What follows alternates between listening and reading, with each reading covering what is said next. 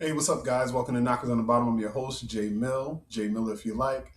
So let's get into it. So hit the like button, hit the subscribe button. But yeah, let's get into it. So today we're going to take a look at some of the things that went down during the Cowboys preseason game against the Cardinals. Um, I'm not going to take a lot from this game as far as final score. Yes, the Cowboys did score a lot of points. Yes, they did win. But some of the individual matchups, I think they came away like very pleasantly surprised, as did I. And so, because of that, I want to take a look at a number of different guys who showed up well during the game here and kind of just break it down with y'all. I love having film, and the NFL Plus has been doing a great job of getting the film up quickly. So, yeah, let's take a look. So, one of the standouts I would say during the game, we're just going to watch him for a little bit here, is Jason Barham. As you see on this play here, he busts into the backfield and, gets a nice tackle there against the running back. What I loved about that play was Jay Sean was very physical. He was busting up that guard, and then he made sure to get that tackle for loss. But if you watch him in the game, he looks like a linebacker, right? One of the things I wanted to see from Jay Sean was he going to look like he should look. He hadn't been playing in the preseason game before, and during camp, everybody's making a big deal about him. The first thing I noticed is dude is a physical specimen, right?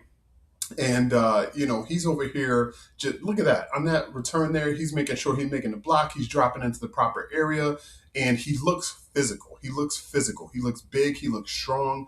And it looks like the Cowboys have found one here. You'll see on this play here. Any play you watch him, even if he's not in on the tackle, you just watch him do his thing. Look at that sideline to side, boom, flying, getting to the dude. That's a 6 yard gain. But he's doing everything that you would want to see from a rookie linebacker. And he looks different than everybody else out there. That's the other thing that I noticed here, just watching him go through all these different plays. He was one of the standouts yesterday, and he's going to make that conversation, in that room a little bit tougher. I mean, even if you just watch this play here, right? Let's just take a quick look.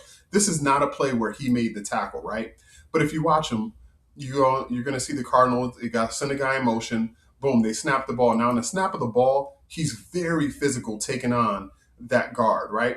And because he's so physical taking on that guard, boom, he closes this gap. Now, there's a cutback lane here, but you see this linebacker is already scraping, and then you see the person who's going to make the tackle, number 93, Jay Toia. He's in the process of getting off his block, and boom. And that play is only made possible because Jay Sean just slams the door shut on the front side of the play where the ball's supposed to go and forces the running back to cut back, and there's just not enough blocking or time for them to recover or for the running back to get back to the open hole. And even if he did, and if for some reason that if for some reason Toia didn't make the tackle, I mean, you had Shamar James right there ready to go.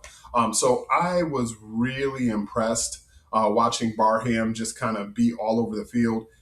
Again, boom, knifing in, getting that tackle for 1 yard. I mean, he is a physical specimen, and I can't wait to see him when he has Kenny Clark in front of him, when he has Quentin Williams in front of him. I mean, dude showed up the way that you want him to show up, right?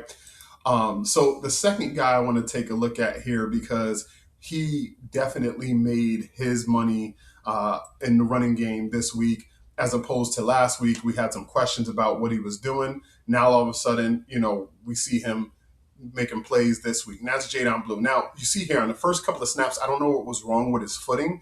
He seemed to constantly be losing his footing, and then trying to recover. And once he recovered, he was already down. Like the first two runs, watch, same thing on this one. Boom, loses his footing again, boom, down. Now, I'm not saying that either one of those gains would have been huge gains had he kept his footing. But what I liked was, instead of getting frustrated with what was going on with his footing, it seemed like he was like, okay, time to lock in. And you see this play here. This is spectacular. So, boom, makes that guy miss, and then he has the strength to finish. Yes, I know there's a couple of offensive linemen pushing him, but it seemed like Jadon Blue was intent on being a lot more physical this game, which is what we wanted to see, right? him lowering his shoulder, him running to and through. Now this one, boom, is messed up. Let's go back and take a look what happened there. And that one, it kind of sucked because he couldn't even get going because Drew Shelton here just totally whiffs on the block. He steps inside to help push that guy, but that guy was doing inside. That guy was crashing hard inside anyway. So Shelton probably didn't even need to touch that guy, and because of that, he's allowing this guy just a nice free wide run and can't even get hands on him. So before Jadon Blue can even get going, not saying that the play this side was blocked up pretty well, but imagine Drew Shelton getting that kick out block and then this guy's already engaged. That would have gave Blue a cutback lane here, which could have been a big run. And with the way Blue's vision was yesterday, I mean, I think we would have got a lot more big runs or another big run had that been blocked up properly. Um, and then one of the other things I noticed from Jadon Blue, he did a very good job in pass protection. You'll see later on as he's starting to, get into the play. He actually chips a couple of times. Actually, I think it's on this touchdown pass from Mango. If you watch Blue here, he's going to chip to the outside and make sure that Joe Milton has enough time to get this play off. Let's take a look here. So, boom, chips the guy. That gives Thomas, a chance to be in position to make sure that he blocked it up, and B, it gave Joe Milton enough time to complete that pass for the touchdown. So we showed last week how Jadon Blue was kind of, looking around before he went out in his route, just to check and make sure of what he was supposed to do pass protection wise. It was nice to see this week for him to actually more so seem like he just knew what to do pass protection wise and kind of getting out onto the, into the route, hitting that guy and giving his quarterback enough time. But I really enjoyed the way Jadon ran this game. I think he rushed for 75 yards on 15 carries. And what you'll notice here when we were looking, what we're looking at here, I mean, he did have a couple of 10-plus yard runs, right? I think he had 3 of them. But the majority of his runs were 5 yards, 6 yards, 8 yards, 5 yards. Like very consistent. Here, another one for 4 yards, right? Jadon Blue not only had some explosive runs, but he also had the routine runs, right? He got you what was blocked. He did a good job of falling forward. The only knock I guess we can kind of have is the one where he kind of looked like he was about to fumble. Even on this one here, on Joe Milton's touchdown run, look at this. Boom, Jadon steps up in there and gets that nice block. And I know it doesn't seem like much, but it's the physicality. Boom, right? He's there, right? Even though this guy whiffs, he's there. He's not letting 2 guys run free because then your quarterback probably doesn't score. He stays engaged with that guy, and by the time Joe Milton gets past, it's all over, right? That's just the stuff we weren't seeing from Jadon Blue last week. That's the stuff we weren't seeing from Jadon Blue last year. And I really like what we saw here. Now, we're going to go to the last guy here. This is another person to me who stood out during yesterday's game, and we're just going to let the film run here. And that's Joe Milton. I think Joe Milton has solidified the number 2 quarterback spot. He was very consistent in his plays.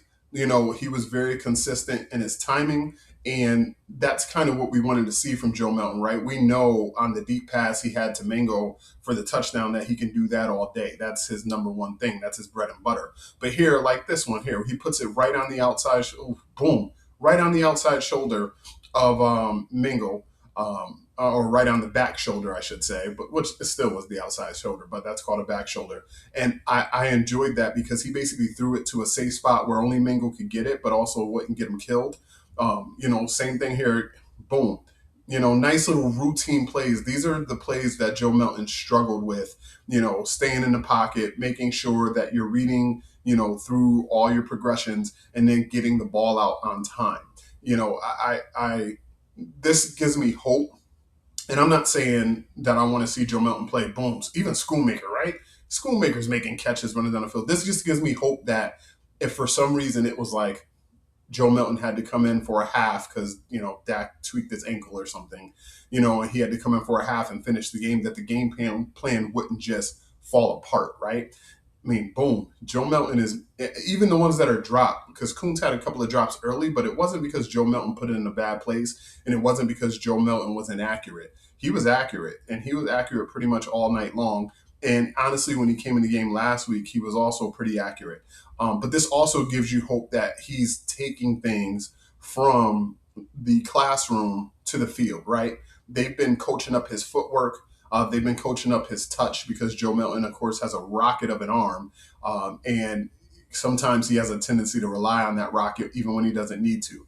Now, here, beautiful example of touch. Gets out, boom, gives Malik a nice catchable ball. What does he do? Take it in for a touchdown. That's what you want to see from Joe Milton. And it feels like last year, Joe Milton in that scenario would have jumped outside the pocket and then just, decided to run instead of checking it down. Or if he did check it down, it would have been inaccurate. We watched that first preseason game last year where it looked like he couldn't complete a pass. Now all of a sudden he's seeing what he needs to see, and that's beautiful touch there. That is beautiful touch. And I know Mingo is open, right? People are going to look at it and say Jonathan Mingo made a great move. Absolutely. Yes, he did. He made a great move. But that's kind of the point here, right? Is when he's making a great move, Joe Milton's rewarding him by putting the pass where it needs to be. Even when he's getting out of the pocket. Look at that. He got out of the pocket. That was beautiful touch to Camden Brown. These are just, like I said, these are throws that Joe Milton was not making even early in this training camp, let alone in a game situation. So I really do enjoy what I saw here from some of the Cowboys depth pieces, and it's allowing me to start to think, hey, maybe a man can dream a little bit, about possibly making the playoffs. Not saying they're going to win the division, not saying the Cowboys are going 14-3 and they're going to win the Super Bowl, because that's what everybody takes it as whenever someone starts to say something a little bit positive about the Cowboys. But what you want to see in a game like this, right? You're playing Arizona. That hit. Oh my God, Camden Brown took a poof. But anyway, when we're talking about how Arizona is expected to be this year, right? And we're talking about all the uncertainty around the Cowboys. One of the things that will help with some of that certainty is knowing, hey, our twos and threes, can kind of beat up on some of these teams that we think are going to be terrible, right? If your twos and threes are the same as Arizona, that's a little bit of a question mark there, right? If we went into this game, even though it's preseason, and we're not going to take everything away from preseason, but if certain individual performances aren't lining up with what we expect, then you start to get a little bit worried, right? I mean, the offensive line clearly still needs some work. Joe was flushed out of the pocket quite a few times. And same thing with Sam Howell. He was flushed out and flustered quite a few times, and it ended up, in some pretty awful throws, including an interception with a guy that he didn't see at all, right? So you want to see the guys that you're going to be depending on Sunday, even the backups, right? Because some of these guys out here are making a team. If you're looking on the field right now, this is a still shot because the highlights are done. You see Joe Milton, right? He's going to be active on Sundays. You see Drew Shelton and you see Nate Thomas. They're both going to be out there. Number 51, playing, he's going to be out there. So you're still going to have some of these guys that are going to be relied upon, hopefully not too much, right? We're praying for health for everybody, but that's not necessarily a guarantee. So it was nice to see some of that yesterday. It looked like the Cowboys had a pretty clean game as far as penalties were concerned. I can only remember about 3 accepted penalties. I'll have to go back and dig deeper inside the numbers to see how true that is. But it was great to see the Cowboys come out and have some of their depth pieces do what they were supposed to do. But that's all I got for you guys. Just wanted to take a little bit of a look at film. Thank you guys so much for tuning in. Hit me up at knockersonthebottom@outlook.com or knockersonthebottom@gmail.com.